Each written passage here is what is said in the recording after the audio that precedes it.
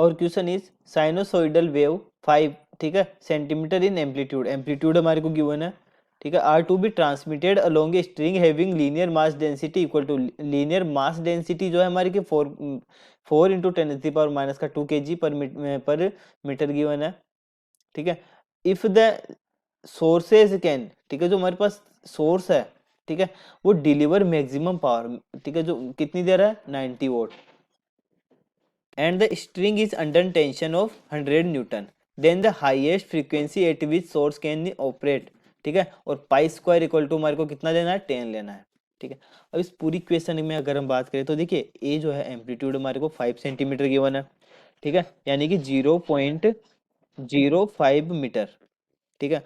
Mu यानी कि मास density जो है, ठीक है, वो 4 × 10⁻² गिवन है, ठीक है।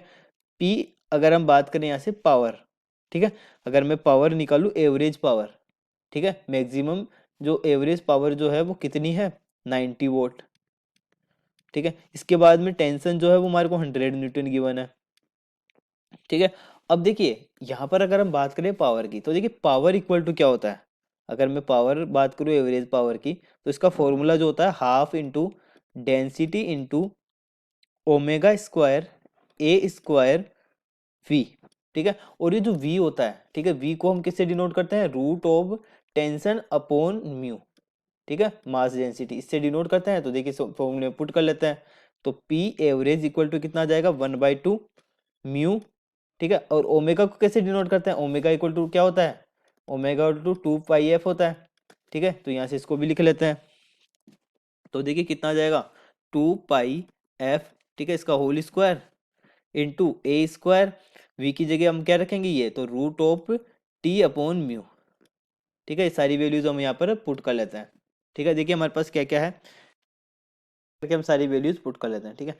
यहाँ के पी की वैल्यू जो है 90 है, ठीक है, इक्वल टू 1 × 2 ठीक है, म्यू की वैल्यू कितनी है 4 × 10⁻², ठीक है, इंटू 4 पाई स्क्वायर, ठीक है, ये हो जाएगा एफ स्क्वायर इंटू ए कितना है 0.05, तो 0.05 का square into root of tension कितना गिवन है हमारे को देखिए 100 अपॉन डिवाइड में कितना आ जाएगा 4 × 10⁻²।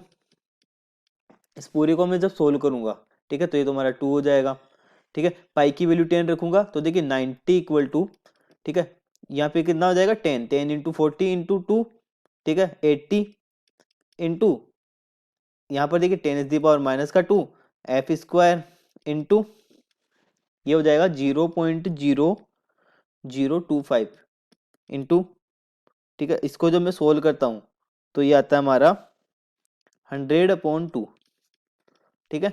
यहाँ पर इसको मैं ऊपर लेके जाऊंगा तो 100/2 बचेगा, ठीक है।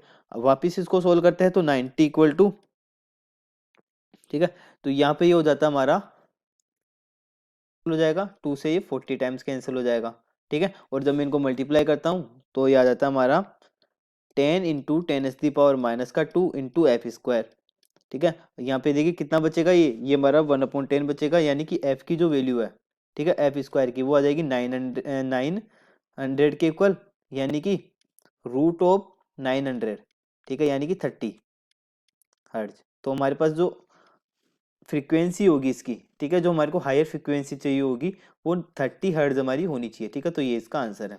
जब मैं इसको सोल्व करूंगा तो एफ की वैल्यू मेरे को 30 हर्ट्ज मिलेगी, ठीक है। तो ऑप्शन नंबर सी जो है इसका राइट आंसर है।